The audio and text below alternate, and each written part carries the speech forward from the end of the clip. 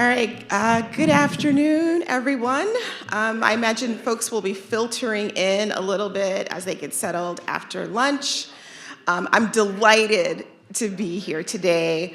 My name is Dr. Melissa Stuckey. I am a former professor of history at Elizabeth City State University, Viking Pride. And I am the current director of public history at the University of South Carolina. I am here wearing my Viking blue, representing ECSU proudly in regards to a project that I began working on with an amazing group of faculty, staff, administrators, and students at ECSU, and that I continue to lead even in my new position at the University of South Carolina. As you can see from this title slide, breathing new life into the, quote, little shack next to Viking Tower, preserving the history of the ECSU Rosenwald practice school building. The center image shows what the building looks like as of a few months ago. The first image is what it's been looking like for probably the past 50 or so years, and then we have the original Rosenwald school building that was finished construction and opened for school children on campus in 1923.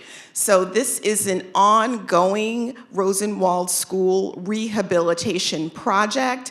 It's one that has consumed my existence since 2017, 2018, and continues to do so. And I'm just very excited to show you not just where we are, which is that center image, but where we started and where we are going as we work to finish the inside work, which includes rehabilitation of the inside and also exhibit research, design, and construction. So I'll run down things like grant funding, a little bit of the history of the project and the reason for this project, the why, the so what. And even though I'm not specifically here to talk about the grant application process, that is something that I have a lot of familiarity and experience with, both successful and growing to become successful, right? So any kind of time you have a setback, you really take in what you learn. So you will hear some anecdotes about that. It's a really important thing, I think, in terms of being successful in getting grant funds to do this kind of project. So the first question I have is for you all.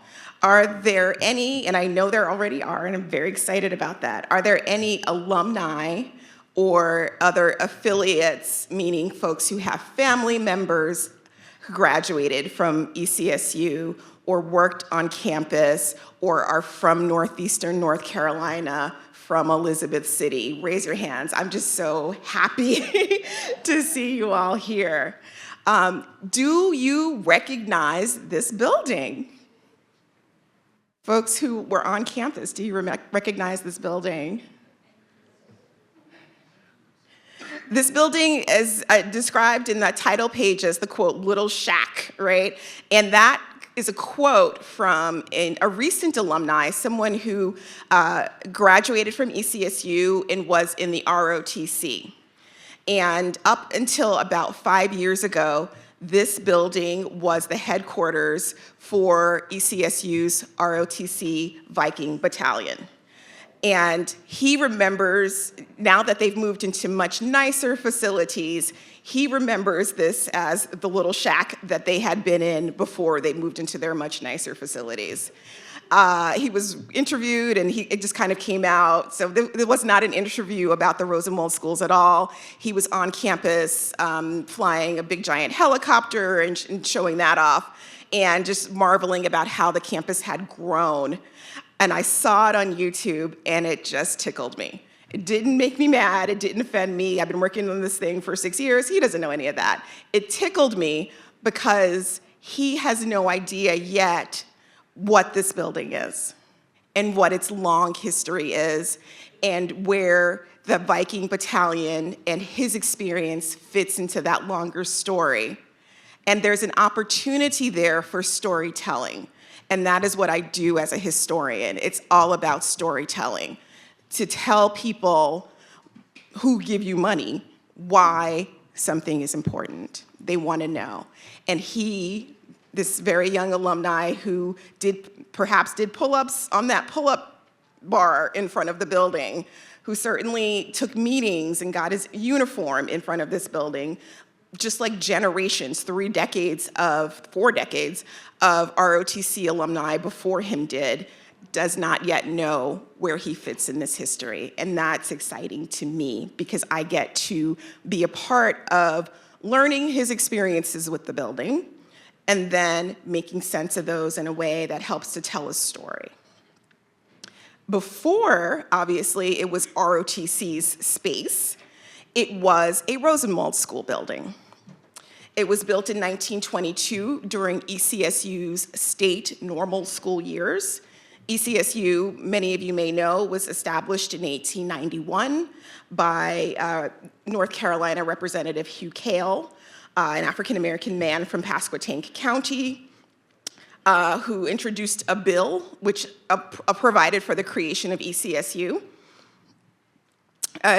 So as ECSU's campus grew, and it had a large building campaign happening in the early 1920s, this building was built with Rosenwald School funds. There were only 2 Rosenwald schools in the state of North Carolina that were built on college campuses. This one at ECSU and also one at Fayetteville State University.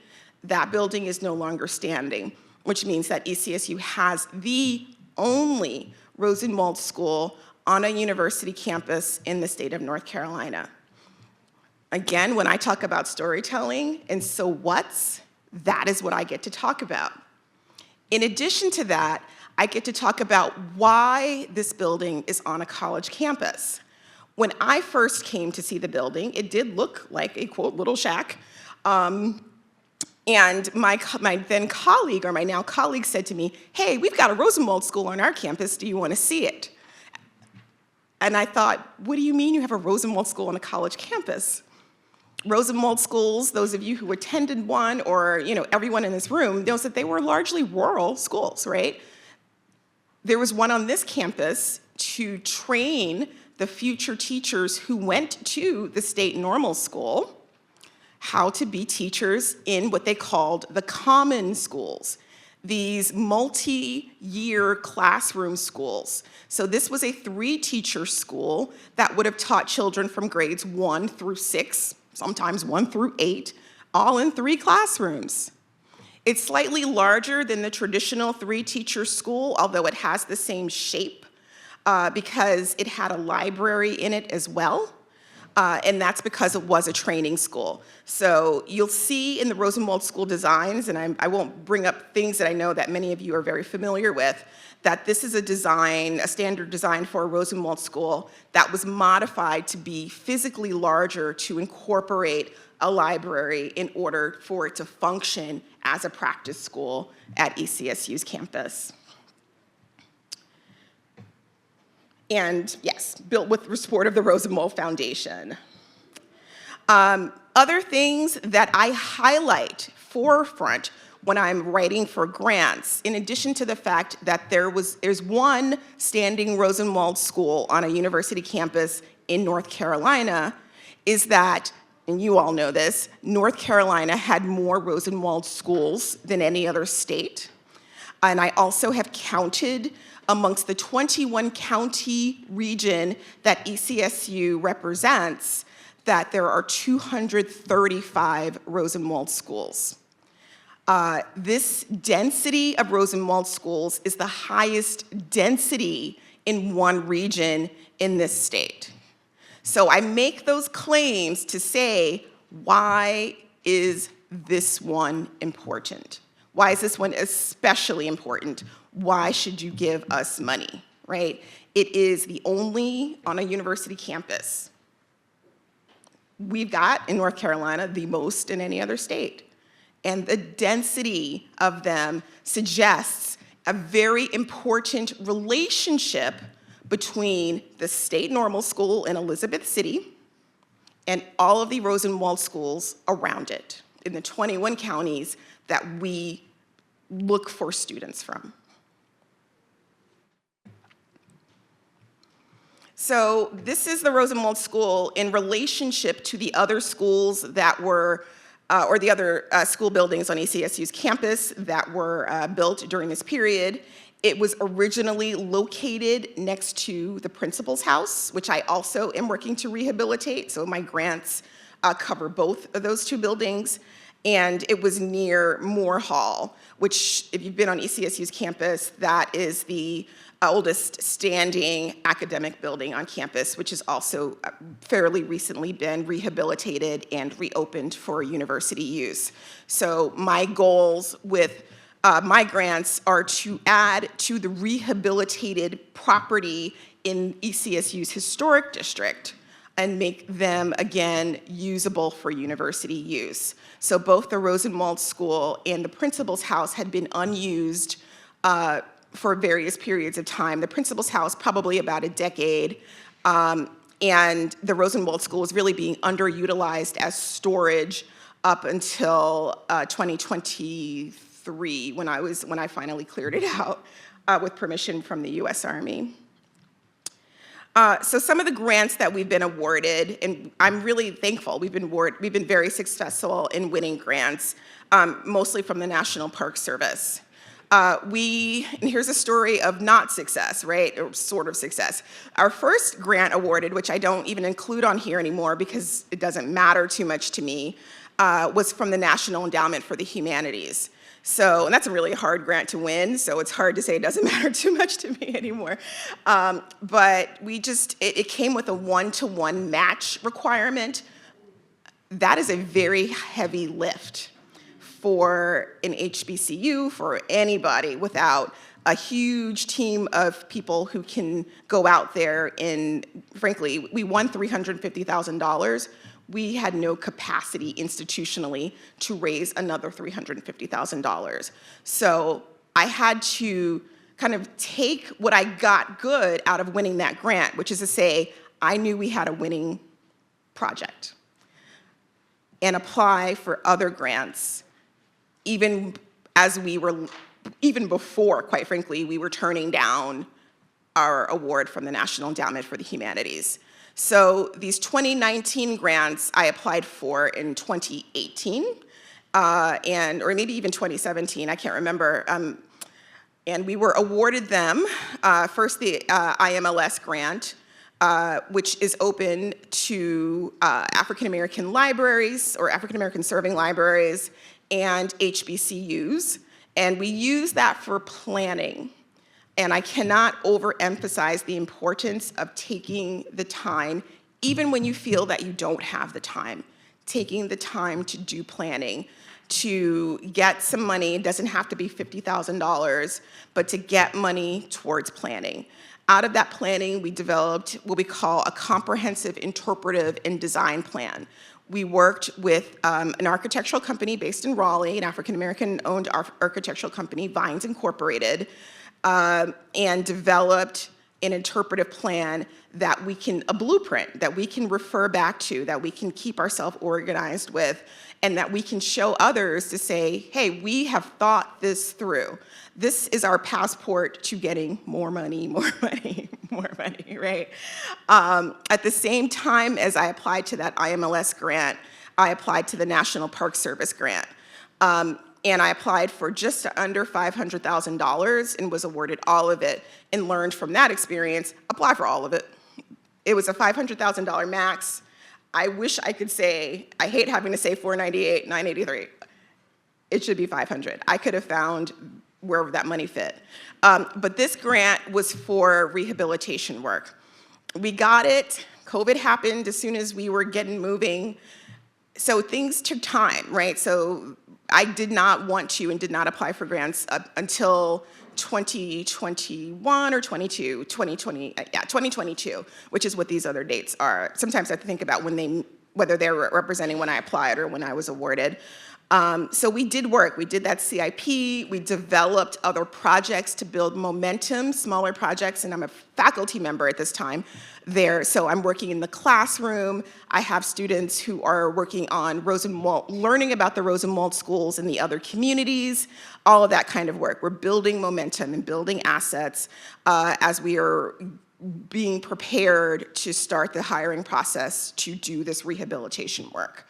And then as we got started doing that rehabilitation work, it was then that I felt comfortable applying for the next amount of money.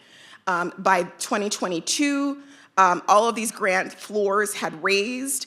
The maximum in 2019 was $50,000 and $500. The maximums in 2022 were $100,000 and $75,000 and $750,000, right? So for different aspects. The $100,000 that you see from the IMLS and the $75,000 that you see from the National Park Service are going to our exhibit research and interpretation. So that $175,000 is just for exhibits and the work that is the educational opportunities that we're creating for students that go with them. The $750,000 grants, there's a National Park Service African American Civil Rights Grant. You see that quite a bit. They've been incredibly generous to the project. And also a National Park Service HBCU grant. One of those, the AACR, is going to the Rosenwald School program or project, and then the HBCU grant is going to the Principal's House project.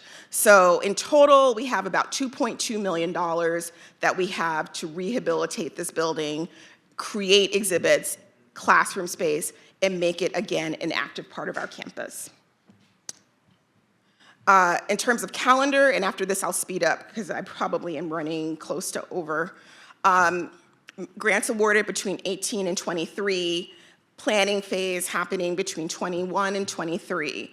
We just finished phase 1 of construction in early 2024, mid-2024. So right now, we are actively doing that kind of planning work again. We're working with the exhibit design company, we're working with our architects, we're working with our general contractor to come up with the plans for the interior work. The biggest, most exciting part for us in terms of the exterior work was replacing the windows in the building. That is not something that's normally recommended. There are special circumstances that required us to do that. In part, that the windows already in there were replacement windows and were smaller than the original windows. So we've got now original sized windows that were custom made by Pella, and that was our big exciting thing in January to happen. As is, quite frankly, seeing the scraped paint, because that means that we've tested for lead, we're ready to go. So this is mid-work image from January of 2023. We will begin phase 2 of construction, probably January, February again of 25, and we will be crafting and hopefully installing exhibits by fall of 2025. So this has been a long process. We're nearing the end, and that, for me, as someone who's been with it from day one, wondering, will this ever happen? The amount of work to bring together various and diverse thoughts and folks from the to the table and get us on the same page. You want somebody who's really can do that, and that's I learned that I had to be that person and how to do it. So there's a lot of learning that comes with doing this work. This is our baby. So I am just delighted. I just really want you to take in where we came from to get to her, and share a little bit about where we're going. So interior will look like this, roughly. We're going to get it back to a 3-classroom space with the library, former library, being a research room, and the 2 classrooms are that large space, and they did have the folding doors. So we got 3 classrooms, the blue one to the back and the large one. This is some of the before and afters over a period of time. I've been going in this building since 2018, taking photographs. I cleaned it out personally. which allowed me to identify archival material from the ROTC years in particular. I've pried off plywood paneling and uncovered green paint from the 1950s era of what the school was used for, because it wasn't used as a Rosenwald school, obviously, the entire time. I did not poke into the ceiling, but after we did pull those ceiling tiles down, we could see our beadboard. So, you know, what we're discovering, I'm hoping that we can find some chalkboards. We're documenting this as we go. Again, some of that. And then our storytelling, our interpretation. Out of one of time and respect for time, I won't do too much on this, but just to say to you all that the rehabilitation process is a storytelling thing. The stories that we want to tell are about the pursuit of African American education, or African American pursuit of education in this region. So we're staying in our lane in terms of the region and the so what of this school. The school had a relationship, and the ECSU does have a relationship with Northeastern North Carolina. So that is our lane, and that's the stories that we're telling. And then a lot of intimate stories related to the students over the generations of use of this building from day one all the way to today. So the larger stories are things like examples, Moses Grandee, who is was from Northeastern North Carolina, and certainly pursued education in ways that enslaved people seeking freedom did. Early years of ECSU before there was a Rosenwald School, and then again, that larger Rosenwald School history. So those are the big stories. And then some of the intimate stories are about what the building was used for after the Rosenwald School years. So yes, the Rosenwald School years are the practice school years. Those ended roughly the 1930s. After that, the university's YWCA took over the building. They did the first rehab. They made it their clubhouse. Every girl on campus was a member. So we've got this picture of all of them on the side of the building, right, from their yearbooks. After them, it was used as a cosmetology school. So that great green paint, that's our cosmetology school years. Parquet floor, that's the renovation, right? So we're gonna keep pieces of that in order to continue to tell that story. I want a beauty station. I want a dryer. I want a chair. I want to have a little bit to be able to tell that story. Just some more robust examples. We have one, maybe the only one I know of, surviving alumna from the YWCA period. She's 100 years old. She lives in Rocky Mount. And she was president of the YWCA when they were in that building. Again, more storytelling from this. Mrs. Dewars was the teacher from the cosmetology years. Her daughter still lives in the Raleigh area. After that, campus laundry, not too exciting, but still there, right? The laboratory school, which is a school that still exists on campus today.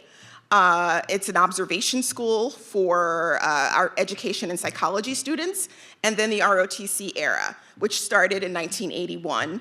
So we've got lots of material from that era, and that's the one that folks most remember. So some laboratory school year images, and then this is probably one of my favorites, the first year of ROTC in 1981. There's a young woman who, on this side, second from this side, who looks like, it's too early, or what am I doing, right?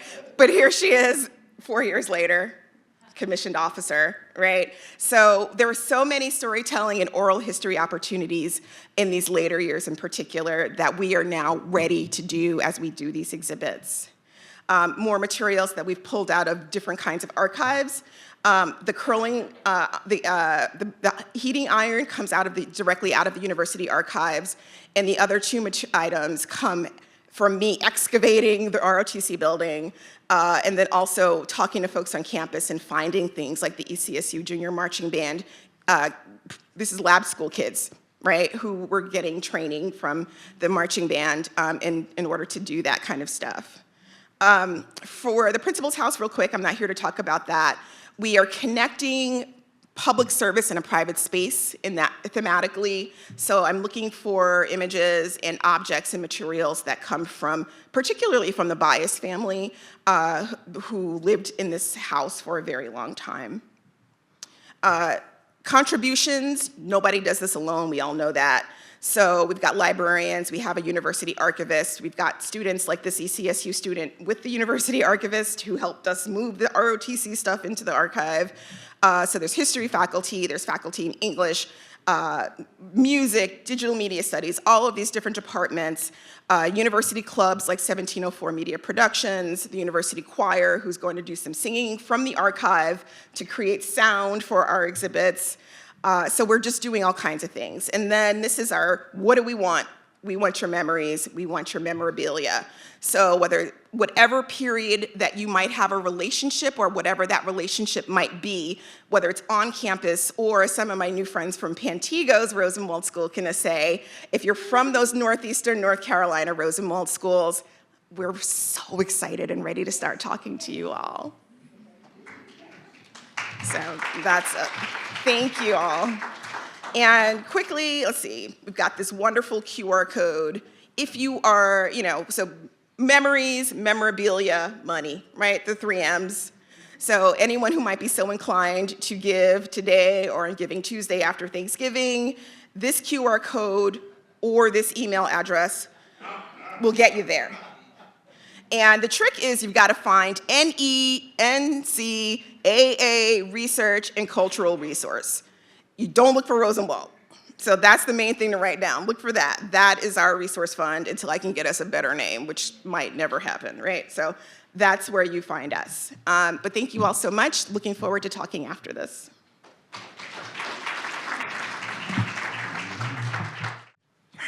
All right, good afternoon, everybody.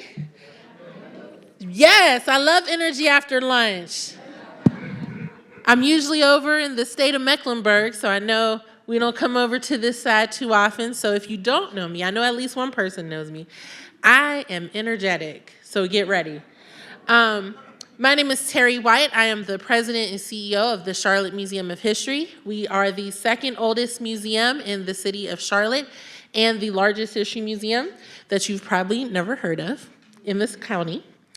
I am here to talk about our Rosenwald era school, and I'll go into why I call it a Rosenwald era versus just a pure Rosenwald school in a moment. The Siloam School that we relocated to our campus earlier this year, so it's not even been a full year yet. And just a little comment, this is what the inside looks like without all of the furnishings and the new potbelly stove. This was the contractors handed it over and said, have fun. So I'll say that it is so nice to not have to explain what a Rosenwald school is when I talk about this. That cuts like 15 minutes off the presentation. I love it. So as my soror here said, North Carolina did have more Rosenwald schools than any other state. And Mecklenburg County, everyone's favorite county, that was sarcasm, had more Rosenwald schools than any other individual county. Of the 24 that the county had, only 7 are still standing, and 5 of them have been continuously used by the communities that they were in, and you can kind of see where they are now. They are loved and a part of businesses and community centers and churches, but 2 of them were in pretty rough shape. On the left, we have the Newell School. It was a Masonic lodge for a while, but they have just started a renovation project on it, and they came to us, and I said, no, you guys can figure it out. We did one. We've done our part, and you'll see why we had to step away in a moment, because we got Siloam, which was by far the remaining school in the worst condition of the 7. And it was in the middle of an apartment complex that was growing around it. And the owner said, well, we recognize that this building is important, but we can't have it here because we're developing. So what are we going to do with it? This was 8 years ago, and through a very long series of events, they agreed to pay for the move to what now is a 10-minute drive from its original location to our museum campus in East Charlotte. So that is what it looked like pre-move. And so the apartments that you can't see in this photo are pretty much, you're standing in front of the apartments looking at this Siloam School. So it was an eyesore and needed to be saved in order to not be lost. So I won't go into all the details of how we saved the school. It was an 8-year project that will give you all incentive to come down 85 and come see us. We're there Tuesday through Saturday. Come hang out with us. We have an entire exhibit dedicated to the history of the school. I'll give some highlights is that the preservation and research that we did into the school really helped the museum expand and grow in a lot of different areas. So at lunch, they spoke about oral histories. We did several oral histories with people and families connected to the school. The gentleman at the top with the black hat, his name is Mr. Luther. He lived in Siloam. After it had stopped being a school, it became a home. And he and his wife and children and his in-laws lived in it as a house. The young lady with her daughter to the left is Ms. Martha Behringer. She just turned 101 in September, and she is the only known alumna of Siloam when it was actually a school. And she was there at opening. She's still kicking it at 101. And we spoke to her and her family, and we'll get into that in a little bit, but what her daughter, Ms. Maxine, will say is that her mom going to this one-room schoolhouse really set the family up for success as each generation later got more and more education, more and more exposure to different professions and the greater world around them. So they really see Siloam as sort of the launch of their family's legacy. In the middle there, there's a picture of a historic map of where the school originally was located. And it's so funny because people, you know, again, I said it's about a 10-minute drive in modern era, but 100 years ago, that was considered very rural to Charlotte, North Carolina. And to the right, we did a lot of archaeology projects with UNC Charlotte, and we were able to find artifacts connected to all 3 eras of the school. You can kind of see the apartments in the background, but we found the door to the original potbelly stove. We found broken china and wallpaper from when the school was a home. And then after it was a home, it became an auto body shop before it was abandoned. So we found a Cadillac insignia and, you know, all kinds of car parts. So it was a really interesting way to sort of transform how my museum interacts with history. And so here's a little before and after. The museum was moved in the dead of night on September 5th, 2023. If you go to our website, you can watch a video of it. It's they were out there at 4 or 5 o'clock in the morning. I was not there, but they were. And then the grand reopening was on Juneteenth of this year. So that's that. We wanted to show kind of a before and after. Oh no, go back.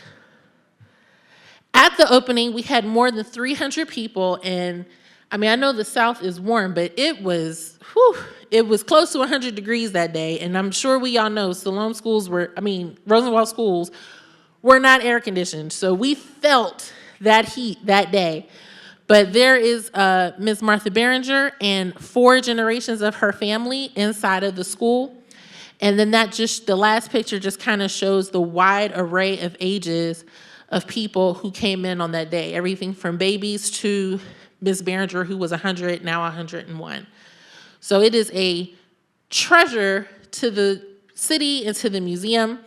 Just a quick note, 80% of that building is original. When they, don't move.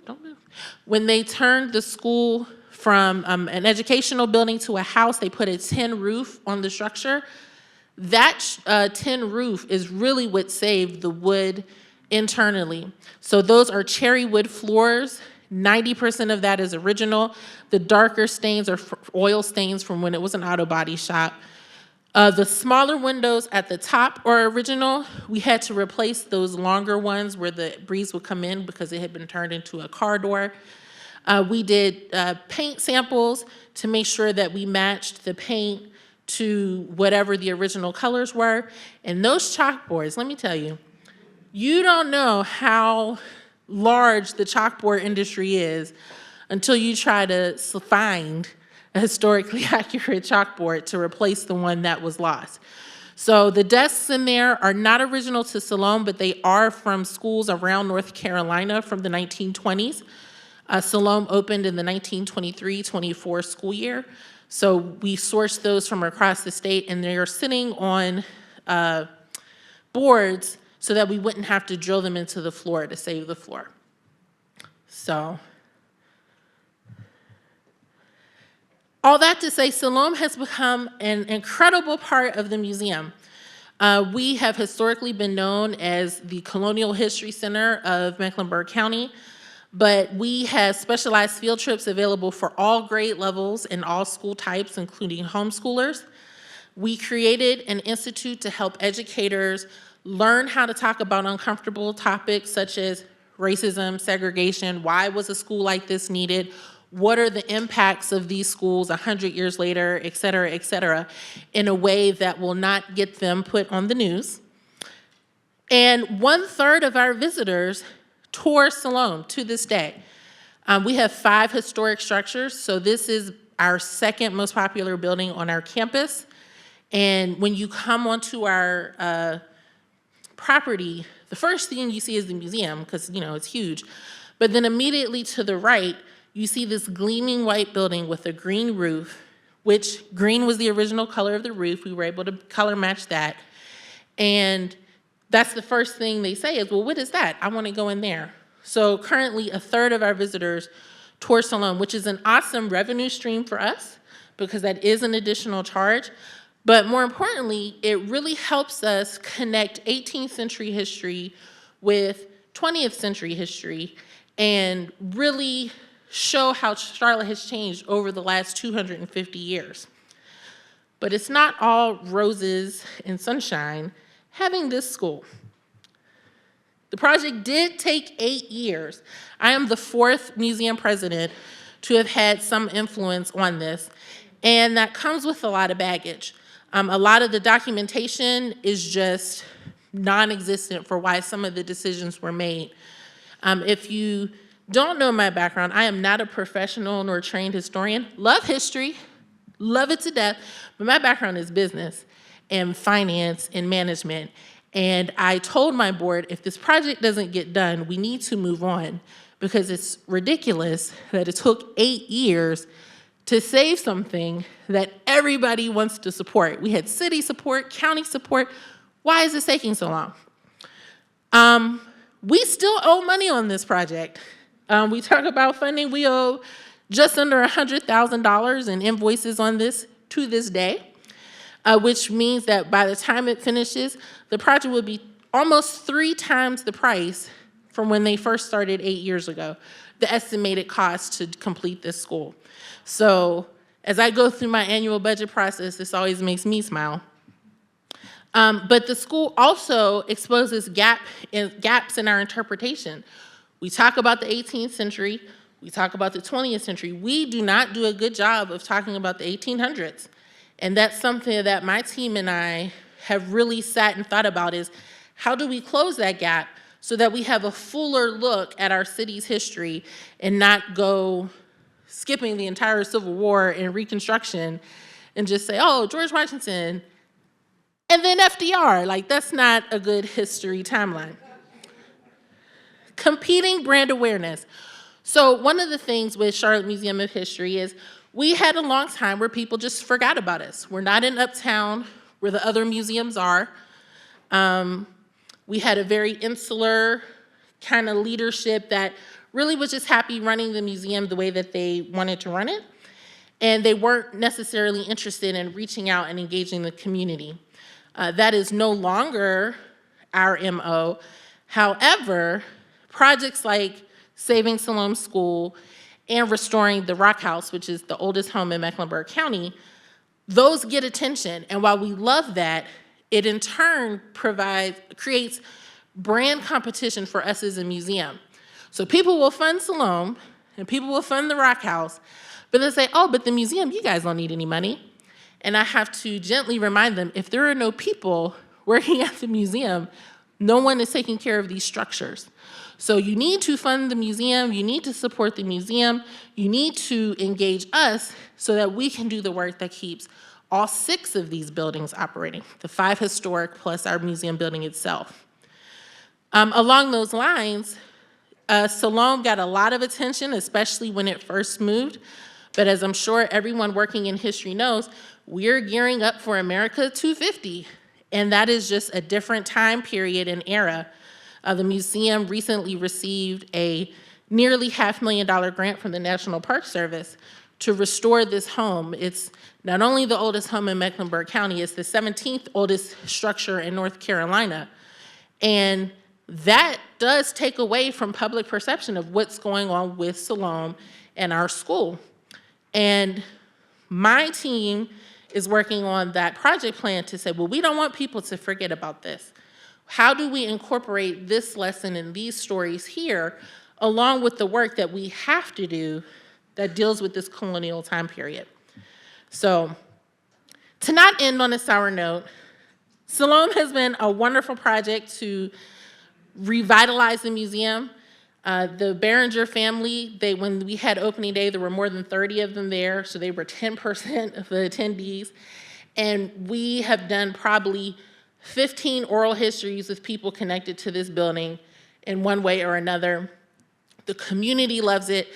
I have probably given no fewer than 40 interviews about Siloam School, what is a Rosenwald School, why is this one special?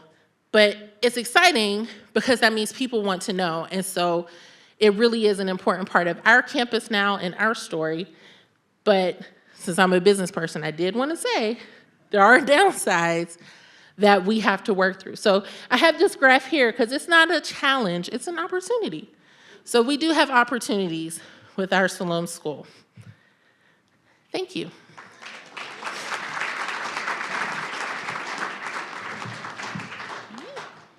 I'll tuck that in there for you.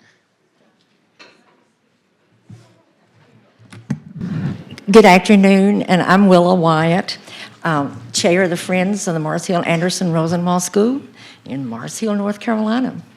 We left this morning at 4:30 with a snowstorm, and it snowed on us till we got to the foot of the Old Fort Mountain, for any of you who are from there. And I just talked with Margaret, and she said her family had called her and told her to get home. It was snowing really hard in Boone, and for her to get home. So we'll go home sometime, but we're glad that I'm happy to be here with you.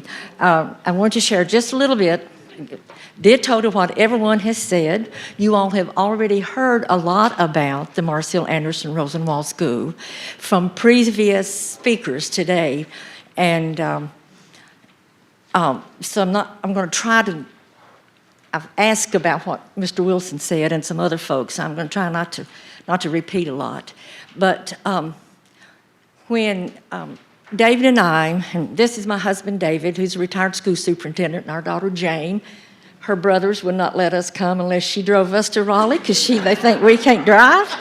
So, go figure. But anyway, when they tell you this is what you're going to do, Mama and Daddy, we've learned, we do it. When we first started working on this, David had retired as the school superintendent in the county, and I was retired as the principal at Madison Middle School and was doing some work with beginning teachers. There was a lady in the community by the name of Charity Ray. Charity was known as the mayor of Long Ridge, and you didn't tell Charity no. So Charity invited us to a meeting because David and I are fairly close neighbors to this school, and we have always been because we want to be good neighbors, and our black folks in Mars Hill have always been good neighbors with us, and we supported everything that went on at Mount Olive Baptist Church. And Charity called and said, I want you to come to this meeting. So we went. There were 40 of us there in December of 2009, 13 years ago. So the question even before that was, Charity wanted to see this school rehabilitated before she died. That was the challenge that was put before everyone. If you knew Charity, you knew that needed to be done. If you were going to have a pleasant hereafter, you still talk about Charity. But anyway, so David had worked with an architect in in Asheville. David called Scott Donald, and Scott came and looked at the building, and he said, yeah, it can be rehabilitated if you got lots of time and lots of money. That's what he said to us. So Scott came and he presented that plan, or a plan, to those 40 people, and the decision was made in December of 2009 to go forth with rehabilitating the building. Luckily, and I look at the big budgets that everyone has had, in this little handout that you've got, you can see, I think, ooh, ours is tiny, and we thought it was pretty big, but compared with what everyone else had to do, I'm just so grateful that we were in the situation that we were in. Our building, unlike, we thought we could say unlike any other in the United States, never went out of the ownership of the school system. Normally, when a school closes, it becomes property of county government, and then folks turn around and lease it from county government for $1 a year, whatever. So when we first started working with this, the superintendent was with us and the county manager, and the county manager says it belongs to us. The superintendent says, oh no, you all never took ownership of it. It still belongs to the school system. And I said to the two of them, when you decide who owns it, let us know, so we'll know who to send our letters to. And the decision was made. It truly never left the ownership of the school system. There was nothing ever written about that.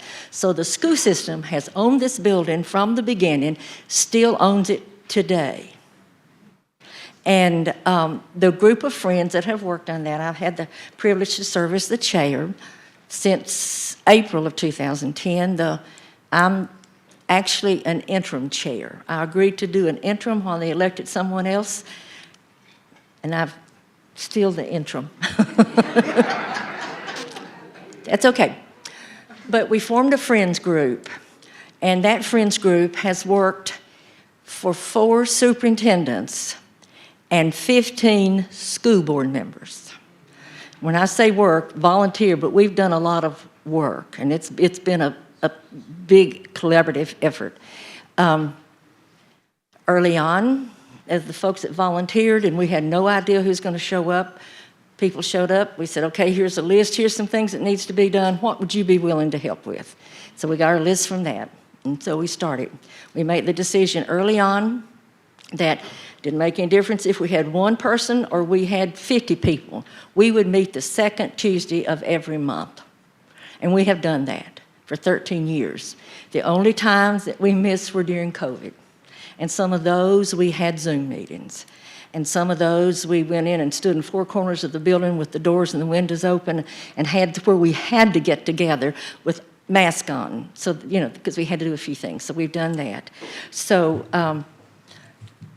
the majority of our money, well, I won't say the majority of it, but we figured when we were doing a grant application that we were told at that time that in-kind money hours was like $17.50 an hour or something like that. So we took the number of hours of volunteers that we had, and we have had in-kind as much money as we have actually brought in dollar amounts.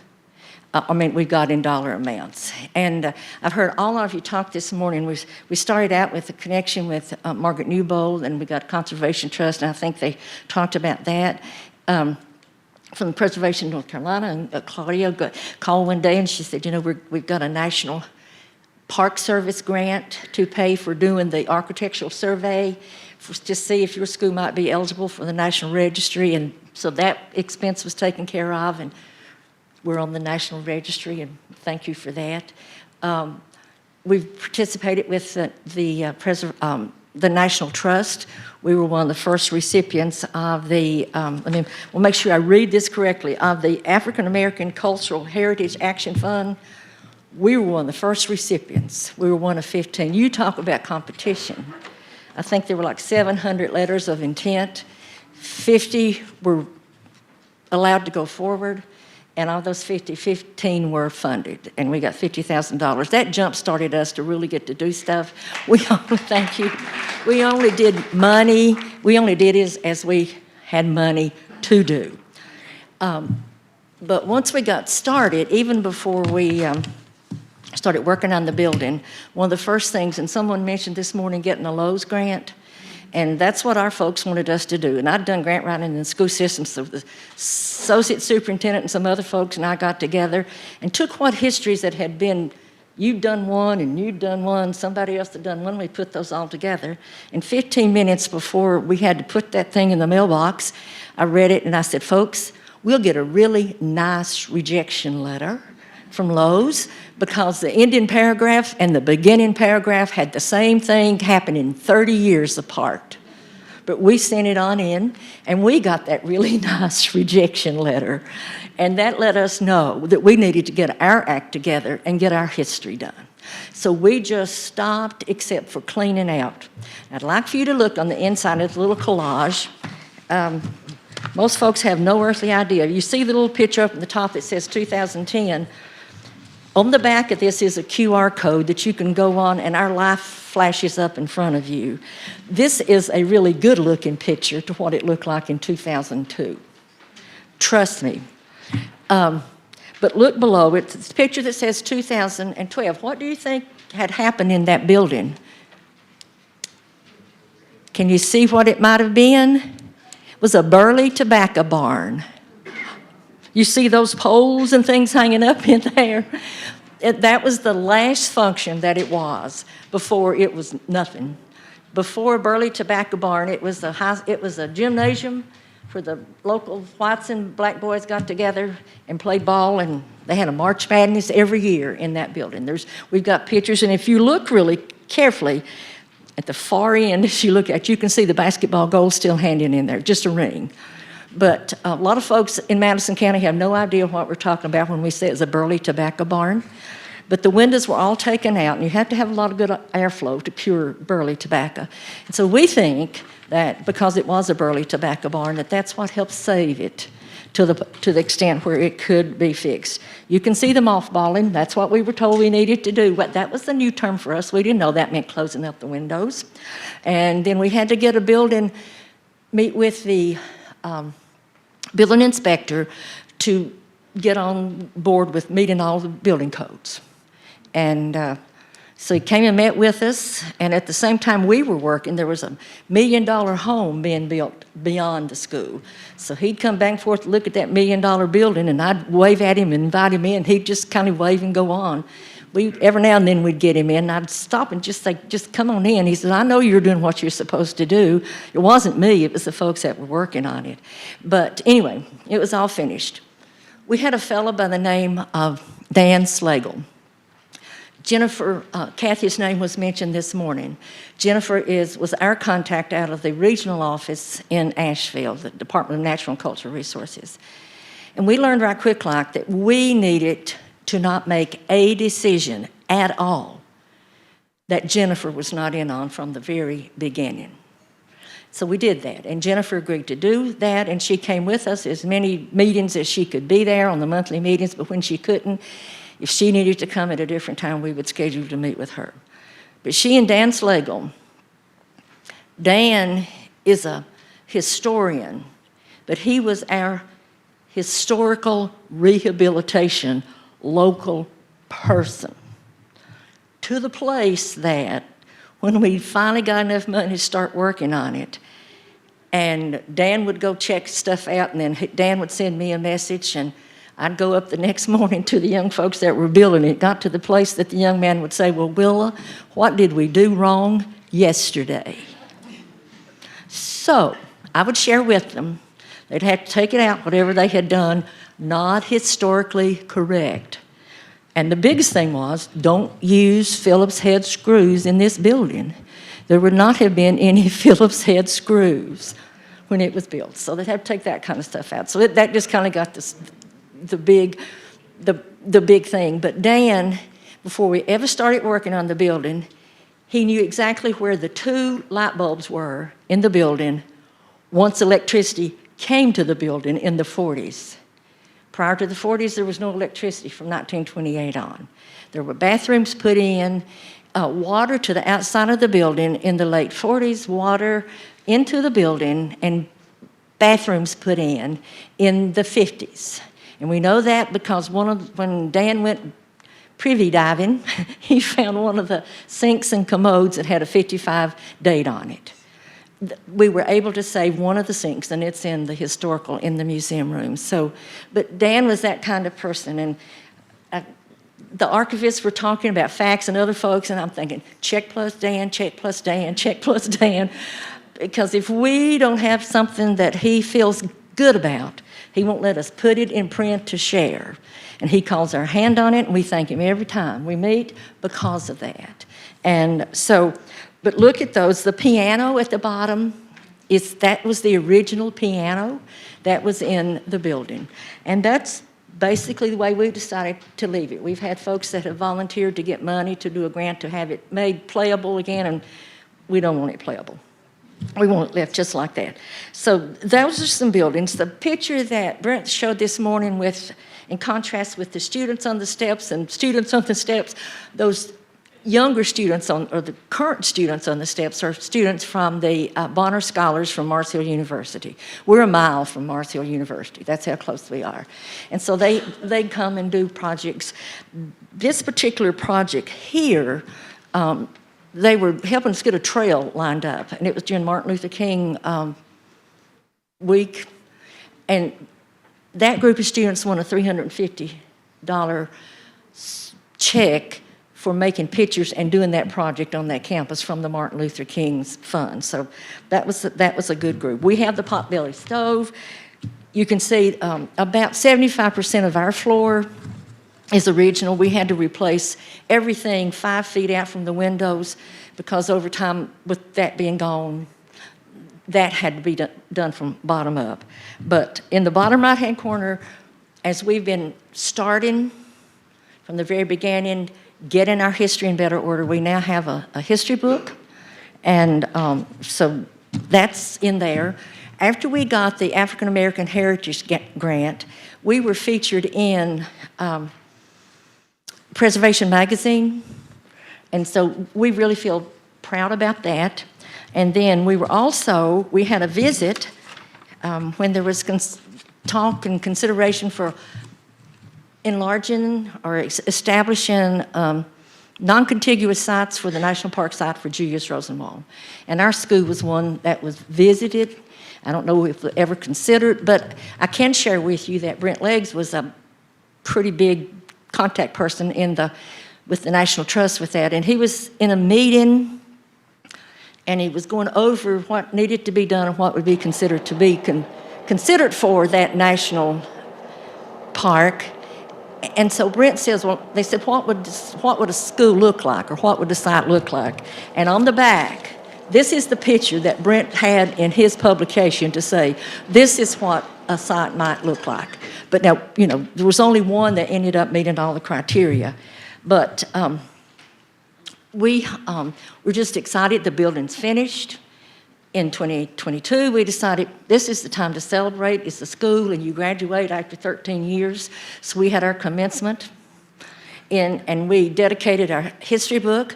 We turned a skeleton key over to the school system and said, here it is, it's yours, and what do you want us to do? And they just say, go on, So now, and I meant to bring it over here, but one of the last sessions, I guess, is going to be talking about the curriculum that has been designed for teaching, getting support staff things going.